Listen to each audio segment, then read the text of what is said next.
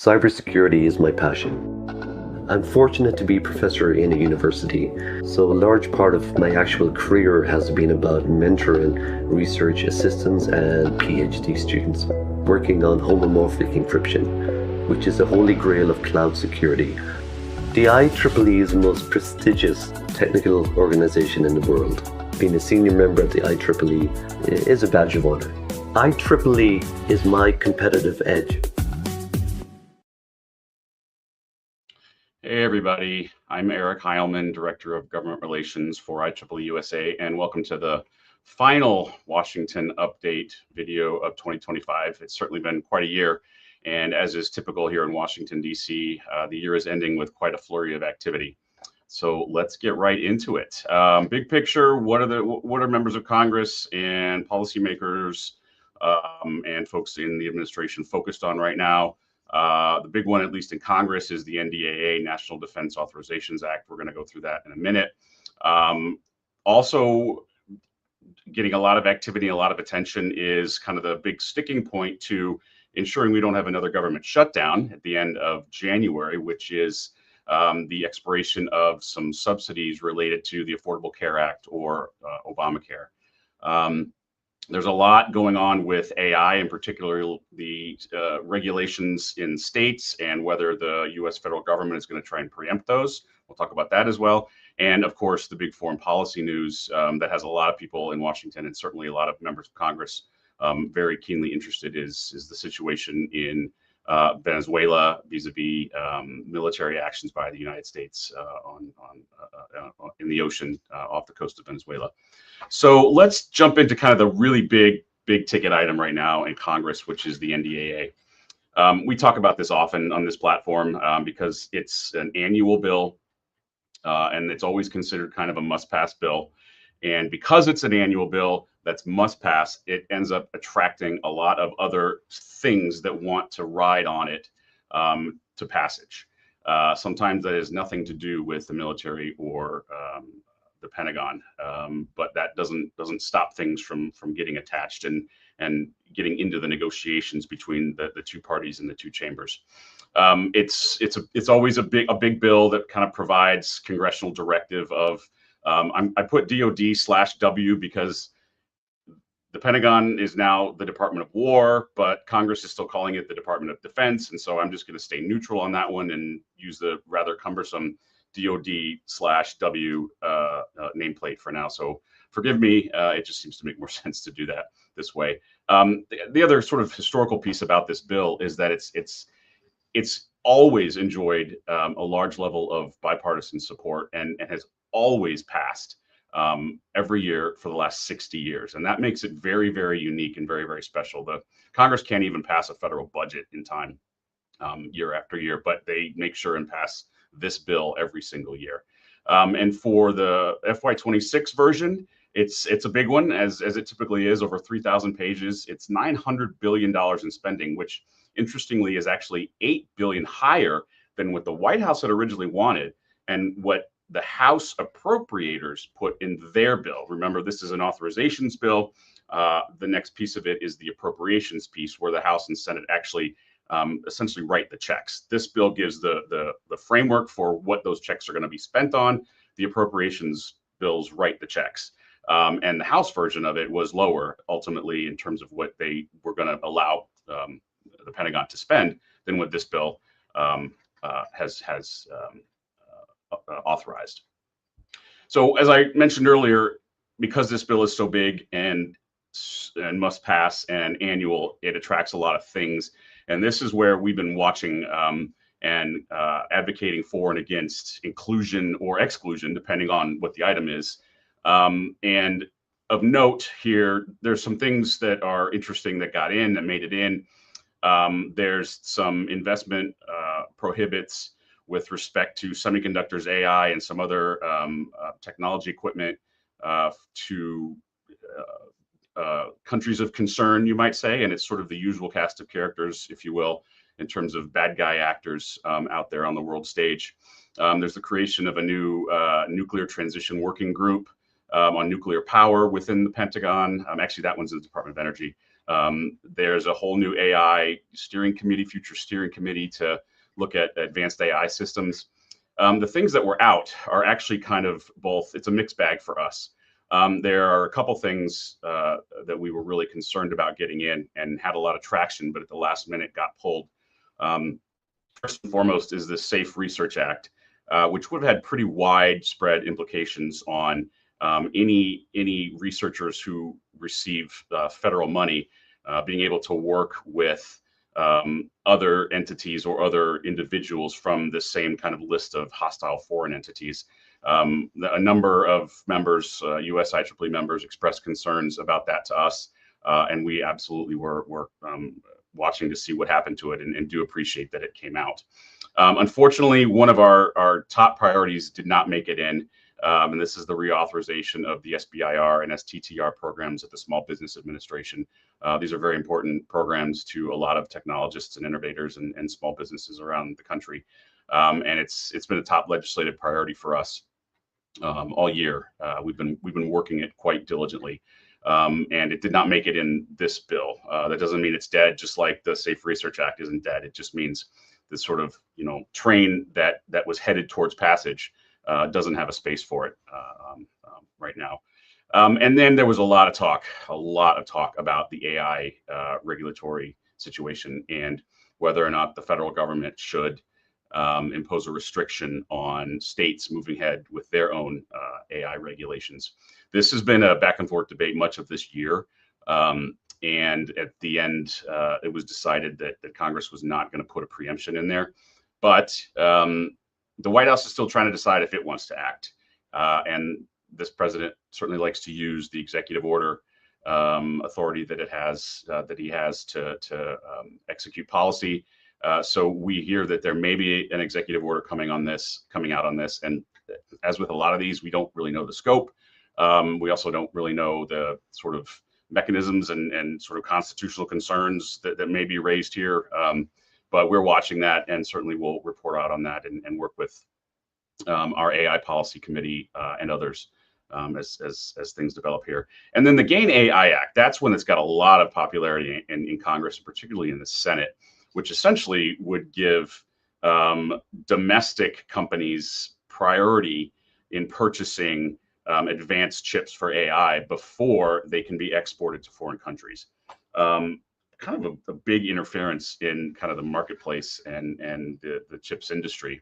But this is kind of the way that a lot of policymakers are thinking right now, especially when it comes to China.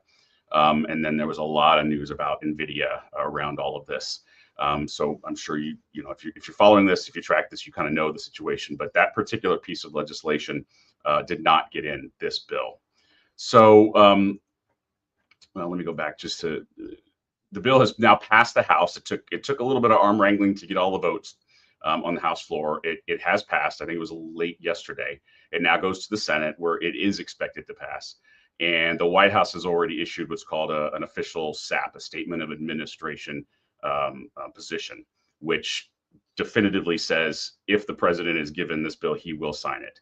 And so we expect that to be done within the next couple of days, and certainly by the weekend, because this is one of these things where Congress really wants to get it done, get out the door, and head out for the holidays. And when you've got that looming deadline in front of you, it kind of ups the sense of urgency. And so we're almost close to the finish line on this. And then we kind of turn the corner to a lot more fights next year.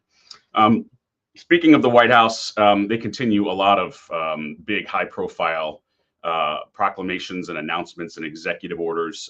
There's a new one that the White House issued, I think it was the end of November, that they're calling the Genesis mission, and are kind of equating it to as big and as impactful as the Manhattan Project or the space race in the 50s and 60s. And it's another one about AI, and really aimed at increasing AI R&D. The Department of Energy, Office of Science in particular, is going to have the lead on this. And like a lot of these, we'll see where they go and what kind of impact they have. It certainly aligns quite a bit with our priorities and, with the kinds of things that IEEE members like and are interested in and kind of believe in. So we're going to have to see, what they do with this and how they want to execute on this. There's going to be a lot of work at DOE. It does look like the national labs are going to be involved in some way. And Undersecretary Dario Gil was in front of the House Science Committee yesterday to discuss this, and actually mentioned IEEE in terms of a conversation about standards, which was actually nice. His office has charge, and Congress is interested in seeing where this goes. And there are opportunities for us to engage here too, to kind of offer ourselves as a resource, and sort of help with any execution that Undersecretary Gill and his team might need on this. And so stay tuned. There could be some fun stuff coming. The DoD/DOW had a new announcement about critical technology areas for whatever this is worth. Frankly, I'm not really sure the context or what this all means. But I did want to share it because there was an announcement from the White House on it. And I think it just sort of refocuses or recenters some of the missions of certain parts of the administration. In this case, the Undersecretary for Research and Engineering. And it's, this cast of characters that this White House has been focusing on for some time now in terms of technology areas and critical areas that they want to work on. So if you're in this space, you probably already know. And if you're not, you may want to look into this. There's a lot of information on their website, actually. And then a little bit of Groundhog Day. I think I mentioned this one last month. But Jared Isaacman's nomination to be NASA administrator has moved forward again, and we now fully expect him to be on board by the end of the year, or certainly to start next year. He went back before the Senate committee to have his nomination hearing, which is sort of the typical process, and then next it would go to the full Senate floor where the entire Senate will vote on it. And that, at this point, it's kind of a done deal. It's just a matter of getting it done. Of course, we kind of thought that last time, and then things fell apart. But it seems like this one's going to happen. Obviously, this is significant because for the entire year, NASA has been without a full-time administrator. Current Secretary of Transportation Sean Duffy has been acting administrator, so wearing dual hats there. And obviously, we have a lot of equities and constituencies and interests in the NASA ecosystem. And when we finally have some leadership there, some permanent leadership there, it's going to give us a lot more direction as to where the agency, the administration wants to go with a lot of programs that are very important. And so we're going to be seeking a lot more engagement there once they kind of get their feet up and running there. We're really busy working with our members, our policy committees in particular, on responding to federal agency RFIs, requests for information. We do this typically. Federal agencies will issue these notices and say, hey, we want to hear from the public about this. We're going to start this new program, or we're doing this and we want to know what you think. And there's 3 of them right now that our policy committees are looking at and preparing submissions to. There's an NSF one related to workforce development, and this is specific to the TIP directorate within NSF, which was created by the CHIPS and Science Act and was one of our biggest priorities when that bill was moving through Congress. So we jumped all over this one and should have a completed submission shortly, I believe. And then the White House OSTP, Office of Science and Technology Policy, is doing an advanced manufacturing, issued an advanced manufacturing RFPI asking for ways to improve government coordination, guidance, how to grow the economy, that sort of thing. And then DOE, Office of Science, is doing one on transformational AI models. So when we submit these, we always put these up on our website. They're in what we call our policy log. Also, there are letters to Congress and to members of Congress where IEEE-USA might endorse a particular piece of legislation or sign on to a joint letter with other organizations about some policy issue or some piece of legislation. So these will go up there on our website. And if you're interested, please feel free to go take a look. As always, there's a lot of other things going on. We were contacted by the supporters of new bill on quantum education that is expected to be introduced shortly. It's going to be a bipartisan bill by our friend Jay Obernolte of California, as well as Congresswoman Fauci from North Carolina. And it's, we talk about reauthorization a lot, right? So it reauthorizes the National Science Foundation's quantum education pilot program, and basically gives permission for appropriators later to give it $8 million in funding for the next couple of fiscal years, with a focus on STEM education, science and engineering education and training. Again, things that are very much supported by our membership and our board. And so my expectation is that once we kind of consult with our policy committee and our board, that we will probably offer an endorsement for this one, but that's still in the works. The House in particular has been doing a lot of work on what we just call federal permitting, which essentially is sort of streamlining environmental permit processes so that infrastructure projects, particularly in the energy space, this is really where this is sort of geared towards, can move forward more quickly and more easily. A lot of this is kind of to address a massive uptick in energy needs and requirements from AI data centers popping up all over the country, and kind of to address high energy costs that are kind of resulting from a lot of this activity, and a lot of communities are seeing. So this is of interest as well. We're watching it. The House, I think, was supposed to do some votes on the floor today, but they might wait till next week. So just something that we'd like to see, and that we're going to be keeping our membership informed on, and always looking for opportunities to kind of connect and engage. There was a new congressional caucus restarted. Congressional caucuses are informal organizations, bodies of members of Congress around a particular issue, a particular topic. They don't have any real authority. It's not a committee. It's not anything official, but it's kind of a group of members of Congress who care about something and want to just keep each other informed, provide a platform for presentation and discussion, talk about legislation and policy. There are hundreds of them out there, and we are very supportive of and kind of help coordinate a couple of them, one in AI in particular. There's one on Wi-Fi that was just relaunched. Apparently it had been in existence for a while, kind of stopped, which tends to happen with these things. But it's now relaunched. And it's always nice to see something like this when it's bicameral and bipartisan. Senators on both sides of the aisle, members of the House on both sides of the aisle. And we've already reached out to these offices to make sure they know who we are, offer our services. This is certainly something where I think we can get our members engaged and involved, and be a resource and kind of do what we need to do to kind of steer things in a good direction, for us and for the country. And that's it on kind of the policy front. Now I'm just going to basically move into the event and activity space.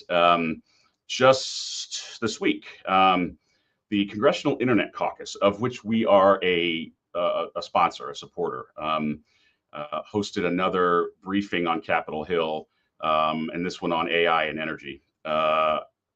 We always try and kind of help put together the agendas for these briefings and work on getting speakers. Some of the past ones of these have had IEEE members and senior members of our policy committees as speakers. This one was a really good one, obviously very timely. Industry there, Google and NVIDIA. It was very well attended, and we're already in the planning stages for next month's, which could be sort of a 2020, the state of tech policy in 2026. These are held on Capitol Hill, but are streamed live and are open to anybody.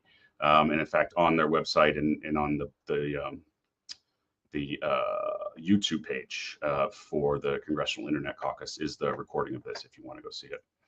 And we held the latest of our ICOPs, our IEEE-USA Congressional Outreach Programs.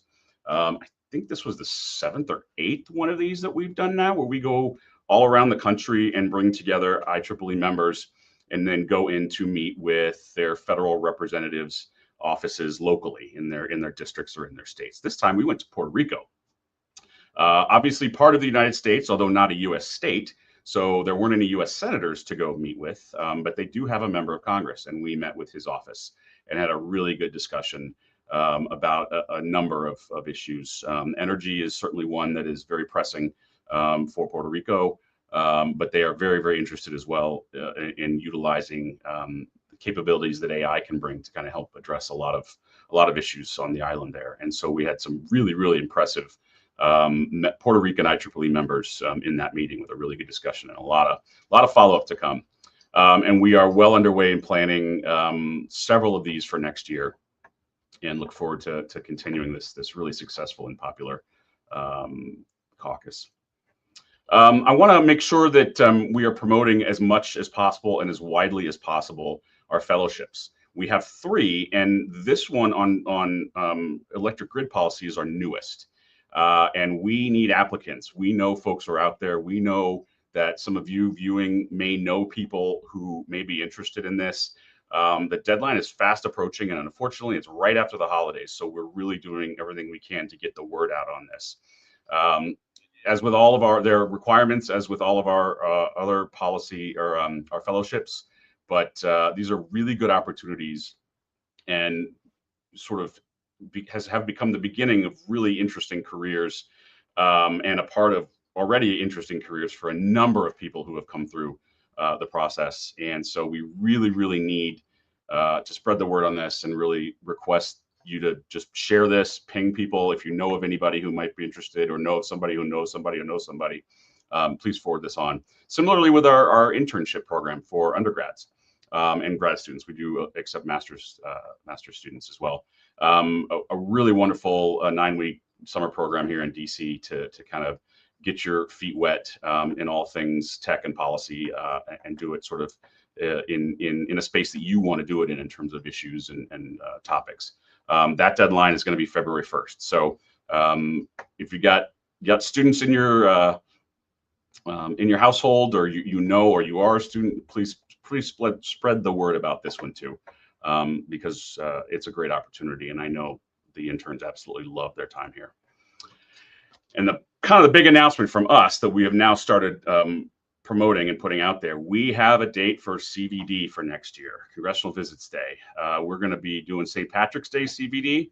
March 17th will be the half-day training session here in Washington, and then the next day, March 18th, we send you to Capitol Hill, fully armed and loaded with messages and maps and meeting schedules, and buzzing with activity to kind of go carry forth the IEEE-USA message.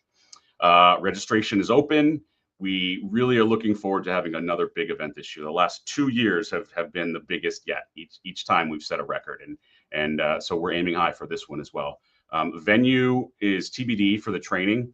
We're still trying to land that plane, but it will be here in the nation's capital, and it's going to be a great time. So please, please, please think about coming to DC for a couple of days.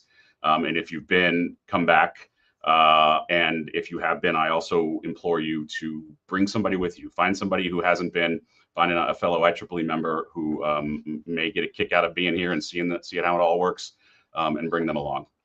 And to that, I also just want to encourage IEEE members to really consider joining a policy committee. Now, I kind of assume if you're watching this now, either you know about these already, or you're probably a member of one of these already, which is great.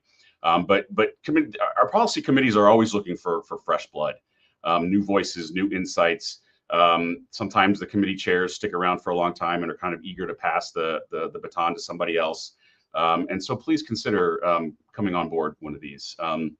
The time commitment is whatever you want to make of it, whatever you want to give.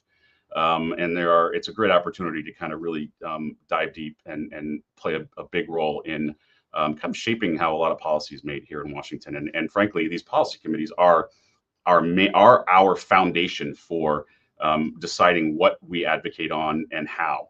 And so this is, if you really want to be involved, these are the right places to go. And as always, information is on our website. So take a look. That's all I've got. Unfortunately, we're going to have to skip January's Washington update video. There's just too much going on and too much travel and activity going. So we'll be back in February. And hopefully we won't be shut down again, because if you recall, the last time they reopened the government, the deal was they're going to keep funding going until January 30th. So they got to get a new deal sometime between now and January 30th, or else by the time I come back with you on the 12th, potentially, we'll be shut down again, and we don't want that. Until then, I hope everyone has a great holiday, a great New Year's. I'm going to turn to some questions. Brendan, I don't know why there's both a Wi-Fi and an internet caucus. It's a good question, and it happens. There's a lot of overlap. And for all I know, the internet caucus isn't as active. But like I said, we're reaching out, and we'll figure out what's going on there and how we can kind of help on both fronts. SBI or STTR, Fran, is there going to be an IEEE statement to use with our reps and senators? There is actually, but it's a good question because we haven't formally sent something out. But on our website, I believe it's on our policy log. It may be on CBD 2025, this year's CBD page. We have a one-pager on it because it's something that we sent CBD folks up to Capitol Hill to advocate on. But with the situation now and it not going in the NDAA and authorization expiring soon, we may need to send something out to kind of energize our members to and you guys to call your senators and congressmen. So let's noodle on that and send something out if we can. But it's a great idea, and I'm glad you asked. But in the meantime, go take a look at our website because I'm almost positive our one pager is up there. Brendan, you had some questions about. I was going to talk about hiring. I don't have any insight on that. They're reorienting everything, as you know, in so many agencies, and particularly when it comes to anything that touches tech, and frankly, anything that had to do with DEI or anything woke. A lot of the climate stuff is gone, or at least sidelined in a lot of spaces, and a lot of human exploration is being prioritized. So I would imagine that means bringing in more talent, but I don't have any insight into that, unfortunately, right now. And I would assume that Genesis would be funded through the regular, through what's already been given to the agencies. They've been doing a lot of interesting things, they being the White House and the administration, with already appropriated funds in terms of reprogramming and reprioritizing. Sometimes money isn't spent year from year, and Congress has been asking a lot of questions about that process. So this is just a guess, really, that they're just going to use whatever they have already for certain programs and certain accounts, and just kind of reframe a lot of that into this Genesis program. But I can see if I can learn a little bit more, because that's a very good question, and certainly would provide some insight into what the heck they're going to do with this and what it actually means. Let's see here. Yeah, Don, you're right. Spectrum allocation has been kind of the big topic about Wi-Fi when it comes to policy. I think I got them all. Hi, Axel. Glad you joined. Good to meet you down in Puerto Rico earlier. I hope you were on earlier when I gave a little bit of a report on the wonderful set of meetings that we had last week down there. All right, I think that's it, everybody. Please stay safe this holiday season. Please have a very happy new year. Thanks for sticking with us. Please continue to look for ways to engage and be involved. Ping us, as always, if you need something or have a question, and we will see you next year. Thanks. I am passionate about energy, so I look forward to coming to work every day. I work on challenges across the world that actually solve problems for people. In the next decade, I want to be a thought leader influencing some of the key decisions in the energy space. IEEE has given me a competitive edge by helping me hone my leadership skills. It is the best decision you can make as a young engineer. IEEE is my competitive edge.